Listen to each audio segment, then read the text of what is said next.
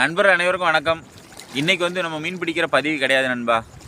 என்னோடய மன கஷ்டத்தை உங்கள் நண்பர்களான உங்கள்கிட்ட ஷேர் பண்ணுறதுக்காக வந்திருக்கிறேன்.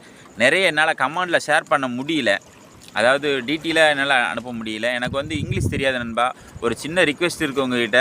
கமெண்ட் பண்ணுற நண்பர்கள் தமிழில் கமெண்ட் பண்ணுங்கள். எனக்கு இங்கிலீஷ் சத்தியமாக தெரியாது.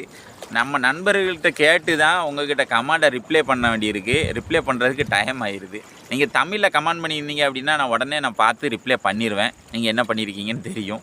இல்லைனா அடுத்தவங்ககிட்ட கேட்டு தான் ரிப்ளை பண்ணுற மாதிரி இருக்கும். சரிங்களா? அது ஒரு சின்ன இது மென்ஷன் பண்ணணும்னு நினச்சேன், மென்ஷன் பண்ணிட்டேன்.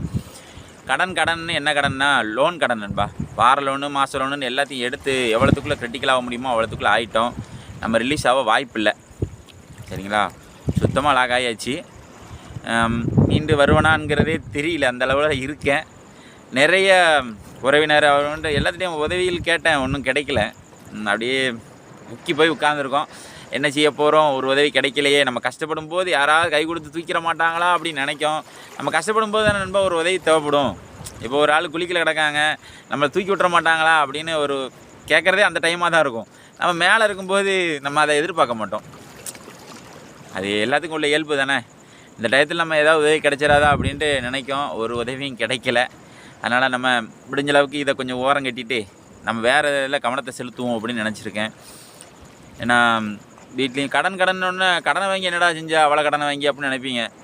ஒரு கடன் வாங்கி ஒரு கடன் அடைப்பேன்பா. இப்போ நம்ம பதிவுக்கு வந்துகிட்டே இருக்கோமா. இப்போ ஒரு வருஷம் பதிவுக்கு வந்திருக்கேன். ஒரு வருஷமாக நான் பதிவு போட்டிருக்கேன். 500 வீடியோ போட்டிருக்கேன். இப்போது இந்த ஃபிஷ்ஷிங்கை பற்றியே ஓடிருப்போம். ஒரு நாளைக்கு 200 300 செலவாகும். ஒரு ஸ்பாட்டு போகிறோம், புது இடத்துக்கு போகிறோம் அப்படின்னா அந்த 200 300 செலவழித்து தான் நம்ம போய் மீன் பிடிக்கிற மாதிரி இருக்கும். அங்கே போய் மீன் பிடிச்சோம் நம்ம 2 மீன் 3 மீன் தான் பிடிப்போம். ஒன்று சமைக்கிற கண்டென்ட் போடுவோம், இல்லைன்னா நம்ம வந்த நண்பர்களுக்கு யாருக்காவது மீன் இல்லாமல் போனால் எனக்கு கஷ்டமாக இருக்கும் அப்படின்ட்டு கொடுத்து விட்ருவேன். இதுதான் உண்மை நடக்கிறது. அப்புறம் நீங்கள் நினைக்கிறீங்க நிறைய மீன் பிடிக்கான் இவனுக்கு என்னப்பா அப்படின்னு நினைப்பீங்க. அதுக்காக தான் சொல்கிறேன், வேறு ஒன்றும் கிடையாது. ஒரு நாள் நான் மீன் பிடிக்காமல் இருந்தால் என் கூட மீன் பிடிக்கிற நண்பர்கள் எனக்கு ஒரு மீன் தருவாங்க. நான் விருப்பம் இருந்ததுன்னா வாங்கிட்டு வருவேன். இல்லை எனக்கு வேணாம் தேவையில்லை அப்படின்னா இருக்கட்டும்னே நீங்கள் கொண்டு போங்க அப்படின்னு சொல்லிடுவேன். இதுதான் நம்மளோட இது. மீனை கொண்டு போய் நான் கோடியாக விற்றுற போகிறதெல்லாம் கிடையாது. அந்த அளவுக்கு பிடிக்க போகிறதும் கிடையாது. பிடிச்சா என்ன ஒரு 500 1000 போகும். அதில் நம்ம போக்குவரத்து செலவு 200 300 போயிடும். இதுதான் உண்மையான ரீசன். இதை தான் நான் உங்கள்கிட்ட ஷேர் பண்ணணும். நிறைய கமெண்டில் சொல்லும்போது என்னால் அதை தான் சொல்லியிருந்தேன்ல, ரிப்ளை அதிகமாக பண்ண முடியாத காரணத்தினால தான் இப்போ சொல்லிக்கிட்டு இருக்கேன். நிறைய நண்பர்கள் கமெண்டில் ரொம்ப ஆதரவாக பேசும்போது எனக்கு ரொம்ப சந்தோஷமாக இருந்துச்சு. நம்மளையும் இவ்வளோ பேர் ஊக்கப்படுத்தி நம்ம எந்திரிச்சிருவோம் அப்படின்னு நம்புகிறாங்க. நம்ம எந்திரிச்சிடணும்னு ஓடினேன். வாய்ப்பே இல்லை அப்படிங்கிற அளவில் இருக்கும். எந்திரிச்சிருவோம் அப்படின்னு இன்னும் ஒரு சின்ன நம்பிக்கையில் இருக்குது. பார்ப்போம். சரிங்களா?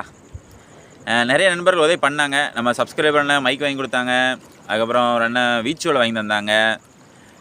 நம்ம சதாம் ப்ரோ இப்போ மோட்ரு உடஞ்சி போச்சு. என் மோட்ரு நான் யூஸ் பண்ணுறது சதாம் ப்ரோ மோட்ரு தான் யூஸ் பண்ணிகிட்ருக்கேன் இப்போதைக்கு. இன்றைக்கி ஃபிஷ்ஷிங் தான் வந்தேன் நண்பா. ஃபிஷ்ஷிங் வந்துட்டு தான் உங்கள்கிட்ட உட்காந்து பேசிக்கிட்டு இருக்கேன். என்ன செய்ய அப்படின்னு தெரியல. ஷேர் பண்ணணும். மன கஷ்டம் அதிகமாகிடுச்சு. ரொம்ப மன அழுத்தத்தை உள்ளே வச்சுட்டு இருக்கக்கூடாது. உங்கள்கிட்ட ஷேர் பண்ணிடுவோம். நிறைய பேர் கேட்காங்க, என்ன பிரச்சனை, கடன்லேருந்து ஒரியிலேருந்து மீண்டுட்டிங்களான்னு கேட்காங்க. மீளெங்க நண்பா, மீளுறதுக்கே வாய்ப்பு இல்லாத மாதிரி இருக்குது.